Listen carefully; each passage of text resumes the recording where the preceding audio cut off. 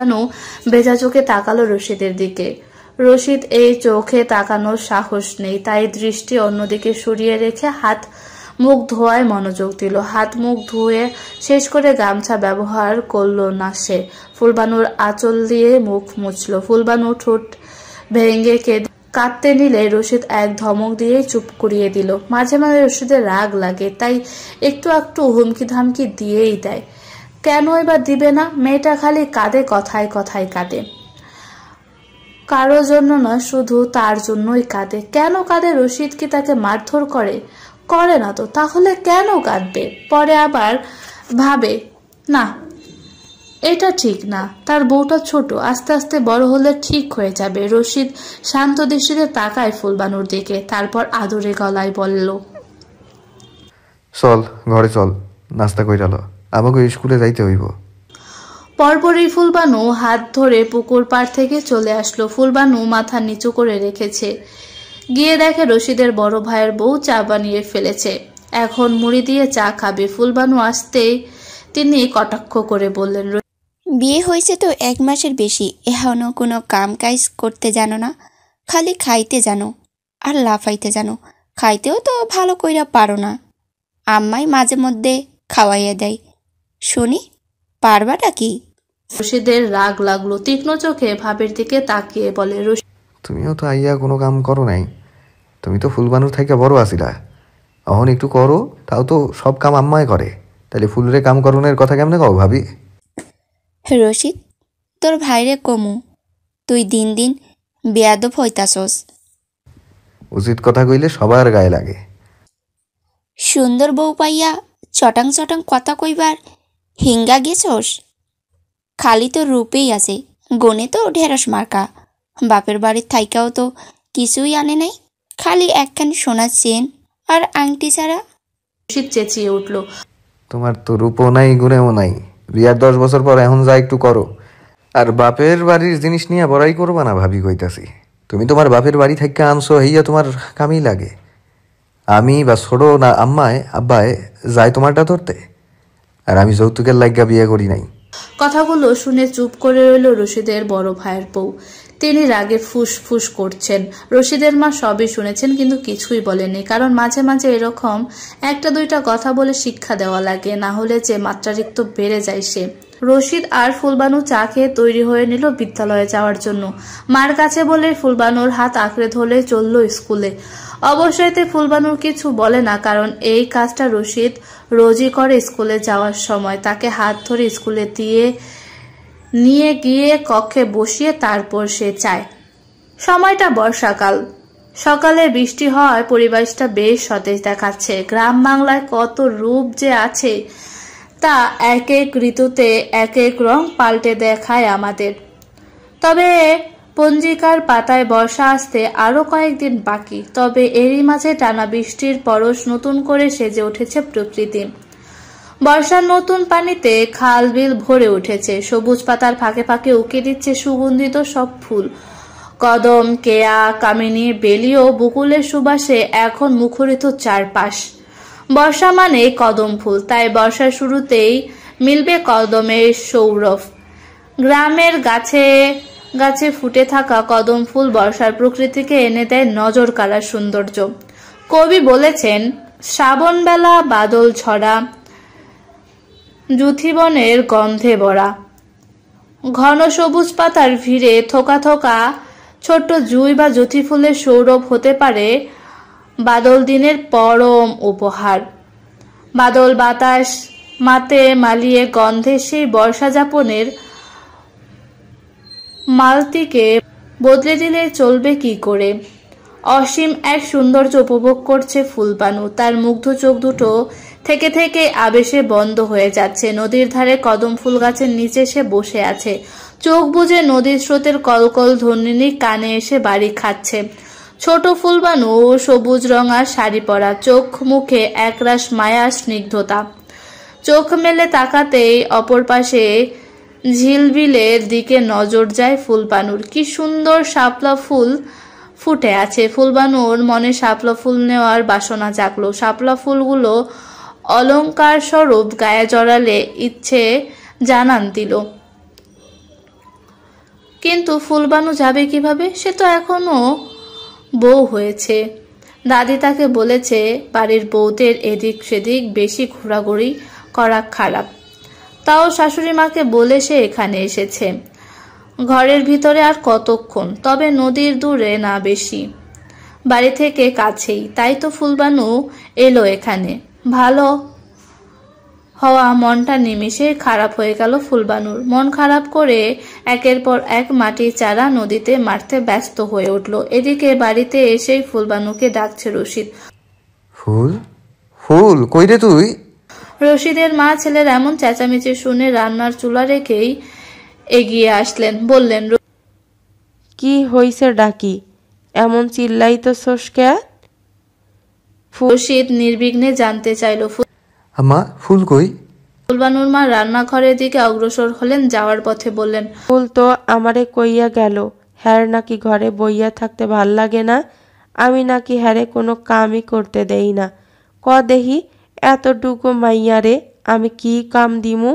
School থেকে আইয়া তো এমনেই শৈলটা ছাইয়া দেয়, তারপরেও আইয়া জিরাইছে, আইয়া আমারে তরি তরকারি কুইটটা দিল, ময় মশলা বাইটটা দিল, ঘর দুয়ার উঠান চান্দা ঝাড়ু দিয়া দিল, খাওনের পানি আনলো ঘরে। এখন আমি ওনারে আর কি কাম করতে দিমু? পরে কইলাম যাও নদীর পাড় থেইক্কা ঘুইরা আহো, ভাল লাগবে, দেখগা হেই দিকেই আছে। রশিদ মাত্রই ফিরেছে স্কুল থেকে। রশিদ পরে নবম শ্রেণীতে, তাই তার স্কুল ছুটি হয়েছে দেরিতে। আর সে এসেই খুঁজতে শুরু করেছে ফুলবানুকে। রশিদ বই খাতা সুন্দরভাবে রেখে অগ্রসর হলো ফুলবানুর কাছে যাওয়ার জন্য। এর মাঝে রশিদের মা বলে উঠলেন রান্নাঘর থেকে, কি রে, কই যাস? হাত মুখ ধুইয়া কিছু খাইয়া ল। আম্মা, ফুলরে লইয়া আহি, এরপর খাই। রশিদের মা মৃদু হাসলেন। ছেলেটা তার বড্ড বেপরোয়া ছিল, ঠিকঠাক খাওয়া দাওয়া করতো না, বাড়িতে একদণ্ড থাকতো না, নামাজটাও ঠিকঠাক পড়তো না। আর এখন বিয়ের পরে এই কয়দিনে কতটা পরিবর্তন। ফুরফুরে বাতাস গায়ে মেখে মনের মাঝে সুপ্ত কিছু ভালোবাসার অনুভূতি নিয়ে হাঁটছে রশিদ, আর এদিক সেদিক তাকিয়ে ফুলবানুকে খুঁজে চলেছে। অবশেষে দেখা পেল সে নদীর পানির উথাল ঢেউর দিকে উদাসীন মনে তাকিয়ে থাকা ছোট্ট একটা মেয়েকে। সবুজ শাড়ি পরিহিতা মেয়েটিকে রশিদের কাছে প্রকৃতির কন্যা মনে হচ্ছে। রশিদের ঠোঁটের কোণ প্রসারিত হয়, এগিয়ে যায় নিজের বিয়ে করা স্ত্রীর দিকে। ফুলবানুর কাছে গিয়ে বসে পড়ে। কাউকে নিজের পাশে বসতে দেখে চমকে সেদিকে তাকাতেই আরো ভয় পেয়ে যায় ফুলবানু। ভীতু চোখে রশিদের দিকে তাকিয়ে উঠে চলে যেতে নিলে রশিদ ফুলবানুর হাত ধরে ফেলে। ফুলবানু কাদো কাদো মুখে তাকায় রশিদের দিকে। সে তাকিয়ে রশিদ বলল, এমন সিসকাদুনি মার কাছে হারা দেখাইয়া আমার মন গুলাইতে পারবি না ফুল বউ। এখন তোর আমার পাশে বইতেই হইব, নাইলে এক ধাক্কা দিয়া এই নদীতে হালাইয়া দিব। ফুলবানু ভয়ে আড়ষ্ট হয়ে জড়সড় হয়ে বসে পড়ল রশিদের দিকে। চেহারায় তার এখনো বিষণ্ণতা। ফুলবানুর এমন বিষণ্ণময় চেহারা দেখতে রশিদের ভালো লাগছে না, তাই রশিদ আদরের গলায় ফুলবানুকে বলে, আমার ফুল বউটার মন খারাপ কি আর লাগা? কেউ কিছু কইছে তোরে? ফুলবানু মাথা নাড়িয়ে বলল, তার দৃষ্টি বিলের মাঝে ফুটে থাকা শাপলা ফুলের দিকে। ফুলবানুর দৃষ্টি লক্ষ্য করে তাকায় রশিদ। ফুলবানুর মন খারাপের কারণ ধরতে পেরে মৃদু হাসলো। ফুলবানুর গালে হাত দিয়ে নরম গলায় বলল, আমার ফুল বউয়ের কি এমন ওই শাপলা ফুল লাগবো? ফুলবানু মাথা নিচু করে রাখে। রশিদ আবারও বলে, আমার ফুলটার কি ফুল লাগবো? ফুলবানু তাকায় রশিদের দিকে। এবার আর ভয় পাচ্ছে না সে। রশিদের চোখে কেমন যেন মায়া দেখতে পাচ্ছে তার জন্য। ফুলবানুর কেমন যেন লাগছে, কেমন রশিদ আদরে গলার প্রতিটা কথায় অদ্ভুত এক অনুভূতি সৃষ্টি করছে। কিন্তু তা কি? ছোট্ট ফুলবানুর পক্ষে বোঝা নিতান্তই অনেক কঠিন একটা সূত্র। ভাবনার ফোড়ন কাটে রশিদের আওয়াজে। কিরে, যাবি আমার লগে ফুল আনতে বিলে? সময় কিভাবে কোন দিক দিয়ে চলে যায় কেউ বলতে পারবে না। দেখতে দেখতে একটা বছর কেটে গেছে। এখন চলছে হেমন্তকাল। রূপের রানী সুখের বাণী পরম প্রিয় হেমন্তকাল। স্নিগ্ধ হেমন্তকাল যেন আমাদেরকে একটু বেশি বিমুগ্ধ করছে ফুলবানুকে। সকালে ধান গাছের ডগায় যে শিশির জমে আছে তা যেন হেমন্তের মায়াবী রূপের এক ঝলক সৌন্দর্যের পূর্ববাস জানান দিচ্ছে ফুলবানুর কাছে। সকালের প্রথম রোদের বর্ণছটা গাছের পাতাগুলো যেন হেসে উঠে ফুলবানুকে ডাকছে। দৃষ্টিসীমা যত দূর যায় দেখা যায় আলোক উজ্জ্বল অপূর্ব একটি সকাল, তার অভাবনীয় সৌন্দর্য যেন অপেক্ষমান। গাছের নরম কচি পাতাগুলোর ফাঁকে ফাঁকে মিষ্টি রোদ আর সুশীল আকাশ যেন হাতছানি দিয়ে ডাকছে। ফুলবানুর এমনটাই মনে হচ্ছে। হেমন্ত রাতে মেঘমুক্ত আকাশে ফালি ফালি জ্যোৎস্নার আলো অন্য সময়ের চেয়ে একটু যেন বেশি ঠিকরে পড়ছে নিশ্চয়ই। ফুলবানুর মনে প্রবল এক ইচ্ছা জাগল। ইচ্ছাটা হলো সে হেমন্তকালের রাতের সৌন্দর্য উপভোগ করতে চায় এবং তার রশিদকে নিয়েই করতে চায়। কেন জানি রশিদকে আজকাল বড্ড আপন আপন লাগে ফুলবানুর কাছে। কথাটা ভাবতেই আনমনে হাসে ফুলবানু। হেমন্ত বা নেই, শিশির স্নাত প্রহর, শরতের কাশফুল মাটিতে নুয়ে পড়ার পরপরই হেমন্তর আগমন ঘটে। এরপরে আসে শীত, তাই হেমন্তকে বলা হয় শীতের পূর্বাভাস। হেমন্তের সকালবেলা আবছা কুয়াশায় ঢাকা থাকে চারিদিকের মাঠ ঘাট। সেই কুয়াশাচ্ছন্ন শিশির ভেজা ঘাসে হাঁটতে কি যে ভালো লাগছে ফুলবানুর, শরীরটা শিরশির করছে। খুব সুন্দর দুধের জ্যোৎস্নার মতো মনে হয় সকালের প্রকৃতিটাকে। ফুলবানু এখানে এসে নানা রকম ফুল কুড়িয়ে নিয়ে নিজের আঁচল ভরছে। শিউলি, কামিনী, গন্ধরাজ, মল্লিকা, ছাতিম, দেবকাঞ্চন, হিমছড়ি, রাজ অশোক ইত্যাদি নানা ধরনের ফুল, এগুলো দিয়ে সে মালা গাঁথবে। শিউলির সৌরভে মন প্রাণ ভরে যাচ্ছে ফুলবানুর। কেউ কেউ আবার ফুল পছন্দ করে না। কেন করে না তা জানা নেই ফুলবানুর। তার যাই তো ফুল পছন্দ করে না, তবে ফুলবানুর অনেক পছন্দ। আর তা হবে নাই বা কেন? তারও তো নাম যে ফুল। ফুল হলো সৌন্দর্যের অবয়ব ও পবিত্রতার প্রতীক। ফুল মনের প্রশান্তি আনে আর শান্তির পরিবেশ সৃষ্টি করে, এটা অনেকেই বুঝে না। তাতে অবশ্য ফুলবানুর অত সমস্যা নেই। ফুলবানু অন্যদিকে তাকাতেই আনমনে ধান ক্ষেত দেখতে পেল, যা খুবই সুন্দর ও নজর কাড়া।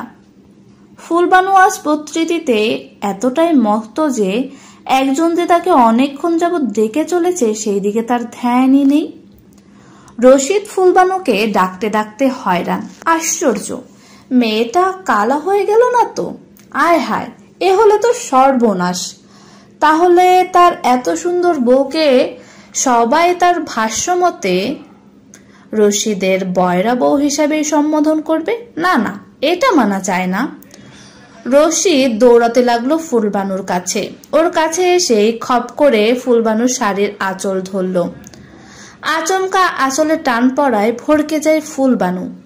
দ্রুত পিছনে ফিরে রশিদকে হাঁটুতে ভর দিয়ে হাঁপাতে হাঁপাতে দেখে কপাল কুঁচকে যায় ওর। জিজ্ঞাসা করে, হইছেটা কি? এমন করতেছেন কেন? রশিদ সোজা হয়ে দাঁড়ালো, ফুস করে শ্বাস ফেলে বলল, বয়রা হইয়া গেছোস? কতক্ষণ দইরা ডাকতেছি, হুনোস নাই? ফুলবানু গাল ফুলিয়ে বলে, শুনলে তো জবাব দিতামই। শুনি নাই, হেয়ার লাইগা জবাব দিই নাই। রশিদ হালকা ধমকের স্বরে বলে, এই সারি এত কথা কসকে, চল বাইতে। তুই এইখানে আইয়া ঘুরতেছস? আজকা যে ধান হিদ্ধ করবো জানোস না? ফুলবানু জিভ কাটলো। আসলেই তো সেই কথাটা ভুলেই গেছে। দ্রুত বলে, আয় হায়, আসলেই কামটা ঠিক করি নাই। চলেন চলেন, শাশুড়ি আম্মা একলা একলা কতক্ষণ সামলাইবো?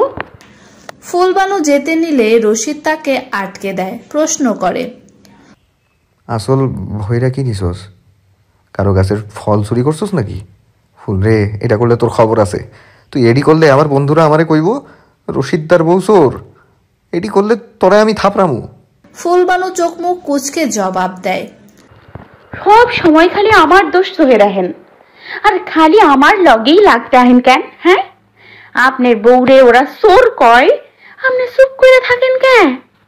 হ্যাঁ, আমারে যেমন কথায় কথায় কোন থাপড়াইমু, তাইলে ওগুলোকে থাপড়া থাপড়ি করতে পারেন না? আর না যাই না হুদাই আমারে আগেই দোষ দেন কে? হ্যাঁ, সরেন তো আমার সামনে থাইন। মেজাজটাই খারাপ বানাই দিল কাল্লা বেটা কোন ভান্তার। ফুলবানু রশিদকে সরিয়ে হাঁটা ধরল। রশিদ সেদিকে তাকালো। আসলে এতক্ষণ ধরে সে ফুলবানুকে ডাকছিল। ফুলবানুর জবাব না পাওয়ায় রশিদ রেগে গিয়ে এসব বলে ফেলেছে। কিন্তু এখন কি হবে? সান্দেলাহান বউটা আমার গোসা করছে, এখন আমি কিতাম হুতাই ওরে বকলাম, এমন তো আমার সামনেও আইব না। থুর। রশিদ আবারও ফুলবানুর পিছনে দৌড়াতে লাগলো আর ডাকতে লাগলো, ফুল, ফুল রে, ও ফুল বউ, রাগ করিস না, রাগ্যা দুইটা কথা কইয়া লাইছি, আমি না তোর স্বামী। ফুলবানু পেছন ফিরে রশিদের মুখে ভেঙচি মারল। রশিদ গিয়ে এইবার ফুলবানুর লম্বা বেনুনি ধরে টান মারল। মাথায় আঁচল ছিল, তখন রশিদের টান দেওয়ায় আঁচল পড়ে গিয়েছে, তাই এখন চুল ধরে টান দিয়েছে। ফুলবানু চুলের গড়ায় ধরে আহ শব্দ করে উঠল, অভিমানী গলায় বলে, চুল ছাড়েন, ব্যথা লাগে আমার। রশিদ চুল ছেড়ে ফুলবানুর বাহু চেপে ধরল। ফুলবানুর চুলের গোড়ায় ব্যথা পাওয়ায় সেখানে ঠোঁট ছুঁয়ে দিল। ছোট্ট ফুলবানু মুহূর্তেই নিঃশ্বাস বন্ধ হয়ে আসলো, শরীর কাঁপাকাঁপি শুরু হয়ে গেল। রশিদ বলল, আচ্ছা আর কমলা, মাফ কইরা দে সোনা বউ, লক্ষ্মী বউ। ফুলবানু কাঁপা কাঁপা কণ্ঠে বলল, আচ্ছা ছাড়েন আমারে। তাইলে আগে ক তোর আসলে কি? ফুল। ফুল? ও কই পাইছস? গাছের নিচে পইরা আসিল, গাছেও আসিল, টুকাইয়া আর সিরা আনছি। রশিদ ভ্রু কুচকে বলল, ফুল দিয়া কি করবি? মালা গাছমু। রশিদ হেসে দিল, বলল, কবে বড় হবি ফুল? ফুলবানু তীব্র আত্মবিশ্বাস নিয়ে বলে, আম্মা কইছে আমি বড় হইয়া গেছি, এখন ক্লাস 4-এ পড়ি। তারপর হাতের আঙুল গুনে বলল, 10 বছর আমার জানেন না? রশিদ অবাক হওয়ার ভান ধরে বলে, ওরে আল্লাহ, হাসাই তো, আবার ফুলটা বড় হইয়া গেছে। আর আন্নে কাইল্লা বেটা থেকা বুইরা বেটা হইয়া যাইতাছেন। হক চকিয়ে গেল রশিদ। এটা মাত্রই কি বলল ফুলবানু? সে বুড়ো হয়ে যাচ্ছে। রশিদ খেপে গিয়ে বলে, দাঁড়াইস, আইসকা তোরে যদি না থাপড়াইছি। ফুলবানু রশিদকে ভেঙিয়ে দিয়ে এক ছুট লাগালো, সোজা বাড়ি গিয়ে শাশুড়ি মায়ের পেছনে লুকালো। ফুলবানুকে এমনভাবে ছুটে আসতে দেখে তিনি বললেন, আম্মা জান, তুমি এমনে দৌড়াইতেছ কে? আম্মা, আমের পোলা আমারে মারতে আইতাছে। ফুলবানু হাত দিয়ে রশিদকে দেখিয়ে দিল। রশিদের মা রশিদের দিকে রাগে চোখে তাকিয়ে বলে, কিরে রশিদ, তুই ফুলের রে মারতে চাস কে? রশিদ রাজের চোখে তাকালো ফুলবানুর দিকে। আসতে না আসতেই শাশুড়ির কাছে বিচার দিয়ে দিল। রশিদ এভাবে তাকাতে দেখে ফুলবানু ন্যাকা কান্না করে বলে, আম্মা দেখেন কেমনে চাইয়া থাহে আমার দিকে। কিরে রশিদ, ওর ডর দেহাস কে?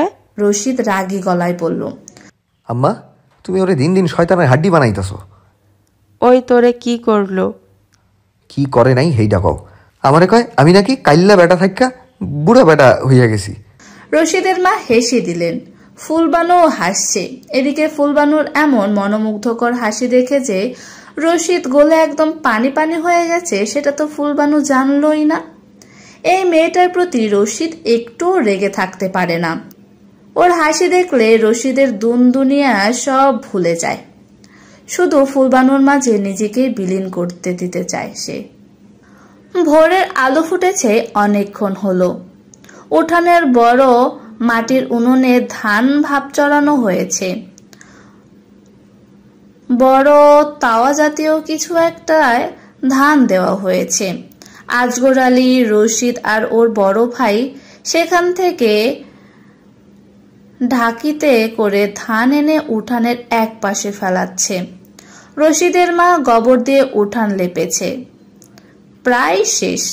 এরপর উঠান শুকালে উঠানের মাঝে ধান রোদ দিবে। ফুলবানু কলসিতে করে তার শাশুড়িকে পানি এনে দিচ্ছে, কারণ ল্যাপার সময় পানি লাগে।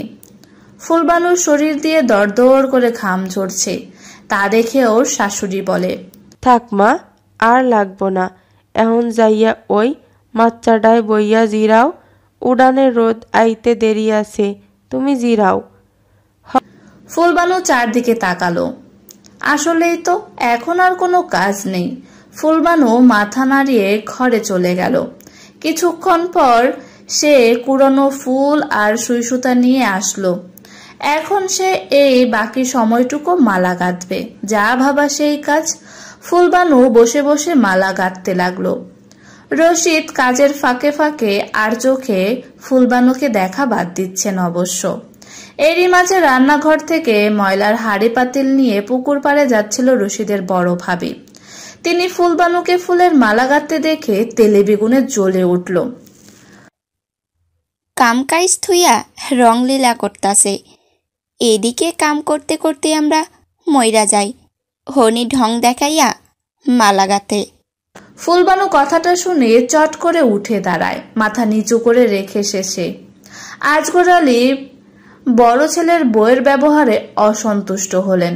ছোট্ট একটা মেয়ে কতগুলো কাজ করেছে, ঘর ঝাড় দিল, থালা বাসন ধুলো, পানি দিল, ধান ঘর থেকে এনে দিয়েছে, উঠোন ঝাড় দিয়ে দিয়েছে। অতটুকু একটা মেয়ে আবার কি বা করবে?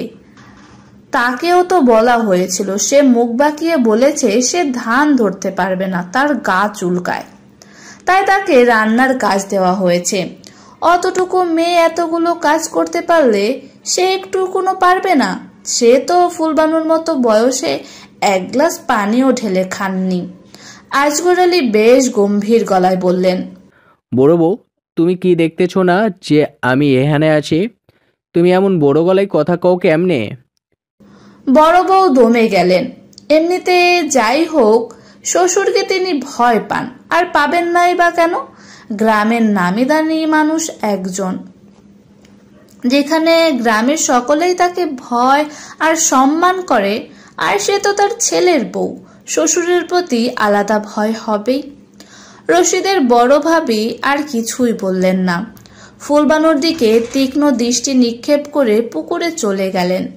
ফুলবানু মন খারাপ করে ফুলগুলো নিয়ে ঘরে যেতে উদ্যত হতেই রশিদ চেঁচিয়ে বলে, কই যাস? ফুলবানু মুখ গোমরা করেই বলল, এইগুলা রাই খাইতে লাগবো না, তুই মালা গাছ, অনেক দেরি আছে, ধান উড়নে হারাইতে, তুই শেষ কর। রশিদের মাও বললেন, আম্মা, তুমি তোমারটা শেষ করো, আমি আসি তো। ফুলবানু একবার ফুলগুলোর দিকে তাকিয়ে আবার রশিদের দিকে তাকালো, তারপর প্রাণ জোড়ানো এক হাসি দিয়ে আবারও মালা গাঁথতে বসলো।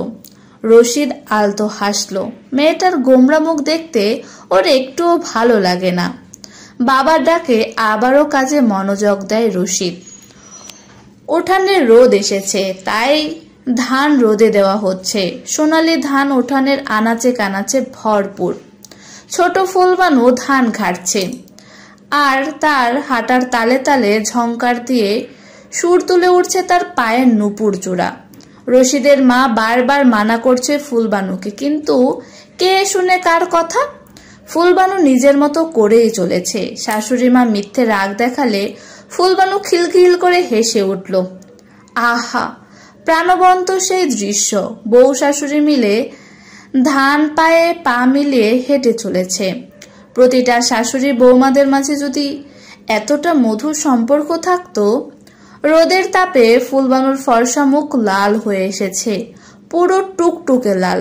রশিদের মা এবার কঠিন ভাবে বলে, ফুল মাইর খাবি, কতবার কইতাছি এহান থেকে যা, মুখটা লাল হইয়া গেছে, যাবি নাকি থাপ্পড় দিমু? এমন করো কেন? যা কইতাছি। ফুলবানু চলে গেল। যাওয়ার সময় দেখলো ছোট্ট ছাগলটা ঝোপঝাড়ের মধ্যে চলে গেছে। ফুলবানু সেই দিকে এগিয়ে গেল। ছোট্ট ছাগল ছানাকে টেনে কোলে নিতেই হঠাৎ পায়ে তীব্র ব্যথা অনুভব করতে আর্তনাদ করে উঠল। ছাগল ছানাটাকে কোল থেকে নামিয়ে পা ধরে বসে পড়ল। তীব্র একটা অসহনীয় ব্যথা শব্দ করে কেঁদে উঠল ফুলবানু। ফুলবানুর চিৎকারে উঠানে ধান কাটা ফেলে সেদিকেই ছুট লাগালো রশিদের মা। ফুলবানুকে পা ধরে কান্না করতে দেখেই ভীততার সাথে তার বুকটা ধক করে উঠল। দ্রুত ফুলবানুকে দুহাতে আগলে নিয়ে বলেন, ফুলমা, কি হলো? এমন করতাছস কে? ও মা, ক আমারে, কুন্ডে কষ্ট হইতাছে, ক আমারে। ফুলবানু শাশুড়ি মায়ের গায়ের শরীর ছেড়ে দিল। ঝাপসা চোখে তাকিয়ে জড়ানো গলায় বলল, আম্মা, সাপ! ব্যাস, ফুলবানু নিস্তেজ হয়ে পড়ল। তীব্র ওই ব্যথা সহ্য করতে না পেরে সে নেতিয়ে গিয়েছে। ফুলবানুর মা আটকে উঠে দ্রুত ছোট্ট ছেলেটাকে বলল, সোডো রে, শিগগির যা, তোর বাজান আর ভাইজান গো কাছে ক ফুলমারে সাপে সবল দিছে। তার ছোট্ট ছেলেটাও কান্না করে দিয়েছে। সে ছুটে মায়ের কাছে কথা বলতে লাগলো। এদিকে রশিদের মা আবারও কান্না করছেন আর বলছেন, ফুল আম্মা গো, উডো আম্মা, দেহ কিচ্ছু হইতো না, তুমি চোখ খুলো গো আম্মা। ফুলবানুকে কোলে নিলেন তিনি। ফুলবানু যে হালকা একটা, এটা তো কোনো ব্যাপারই না তাকে কোলে নেওয়া। তাকে ঘরে নিয়ে সরিয়ে দিতেই দ্রুত একটা গামছা এনে ফুলবানুর পায়ে যেখানে সাপটা কামড় দিয়েছে তার উপরে ঠিক গামছাটা শক্ত করে বেঁধে দিলেন। এরই মাঝে ছুটে এলো রশিদ আর আজগর আলী। রশিদের বড় ভাই ছোট ভাই গিয়েছে সাপুরিকে ডাকতে, বিষ নামাতে হবে, না হলে যে উপায় নেই। রশিদ এসেই ফুলবানুর পাশে বসে পড়ল। অস্থির কণ্ঠ তার, এই ফুল, ফুল উঠ না, কথা কও আমার লগে। এমন করলে হইব? আমারে ক কোথায় কষ্ট হইতাছে, এই কস না কে, ক। রশিদের মা কান্না গলায় বললেন, কান্দিস না রশিদ, আল্লাহ আল্লাহ কর, মাইয়াডার যেন কিছু না হয়। আল্লাহ গো, তুমি আমার মাইয়াডারে ভালো কইরা দিও আল্লাহ। রশিদ লাল চোখ জোড়া নিস্তেজ ফুলবানুর ওপর স্থির রেখেই ধরে আসা কণ্ঠে বলে, কি হইব ওর? কিছু হইব না, একটু পর দেইখো আবারও উইঠা আমার লগে ঝগড়া করব, কিচ্ছু হইব না। রশিদের দম আটকে আসছে, হাত পা অসাড় হয়ে আসছে। কি করবে না করবে ভেবেই পাচ্ছে না সে। মাথাটা ফাঁকা ফাঁকা লাগছে, চিন্তা ভাবনা এলোমেলো। তার ফুল ঠিক হয়ে যাবে তো? এই কথাটা মনে মনে আওড়ালেও মস্তিষ্ক মানতে নারাজ। রশিদ শ্বাস নিতে পারছে না। একটু আগেও তো সে দেখে গিয়েছে তার ফুল কি সুন্দর ফুলের মালা গাচ্ছে। ফুলের হাসি মাখা মুখটা দেখেই তো সে গিয়েছিল মাঠে বাবার সাথে। কিন্তু এইটুকু সময়ের মাঝে কি হলো? তার ফুলটা এত চুপচাপ কেন হয়ে গেল? ওর ফুলকে এতটা নিশ্চুপ মানায় না, একদম মানায় না। রশিদ তো চঞ্চল প্রাণোচ্ছল হাসি খুশি ফুলবানুকে সবসময় দেখতে চেয়েছে। এই শান্ত ফুলবানুকে রশিদ একটু ভালো লাগছে না। রশিদ তীব্র কষ্ট নিয়ে ফুলবানুর হাত আঁকড়ে ধরল, ব্যাকুল কণ্ঠে বলল, এই ফুল উঠ না, তোর এমন চুপচাপ দেখতে আমার ভাল লাগে না রে ফুল, উঠোস না কেন ফুল, একবার চাইয়া দেখ আমারে ফুল। বৃষ্টি স্নাত এক সকাল, বাহিরে মুষলধারে বৃষ্টি পড়ছে, সেই সাথে বজ্রপাত তো আছেই। চারিদিক ঘন কালো মেঘ ঢেকে গিয়েছে, জোরালোভাবে শো শো করে বাতাস বইছে। থেকে থেকে যে বজ্রপাতগুলো হচ্ছে তাতে ভূপৃষ্ঠ বাজেভাবে কেঁপে উঠছে। এ যেন এক ভয়ঙ্কর প্রলয়। ফুলবানু চৌকির কিনারায় জানালা ধরে বসে এক দৃষ্টিতে এইসব দৃশ্য দেখে চলেছে এক মনে। মনটা তার ভালো নেই, তার বৃষ্টিতে ভিজতে মন চাচ্ছে, কিন্তু রশিদের কড়া নির্দেশ, সে যেন এই চৌকি থেকে এক পাও নিচে না দেয়। মুখ ফুলিয়ে বসে আছে ফুলবানু। একটু ভিজলে কি এমন হবে? সে তো এখন পুরোপুরি ঠিক আছে। কবিরাজ বলেছেন সাপটা অতটাও বিষধর ছিল না। ফুলবানু ভয় পেয়ে অজ্ঞান হয়ে গিয়েছিল। তাছাড়া সে তো আজকাল সারা দিনই শুয়েছিল। আজ তো পুরোপুরি পা ঠিক আছে, একটু চিনচিনে ব্যথা আছে, তা অবশ্য ঠিক হয়ে যাবে।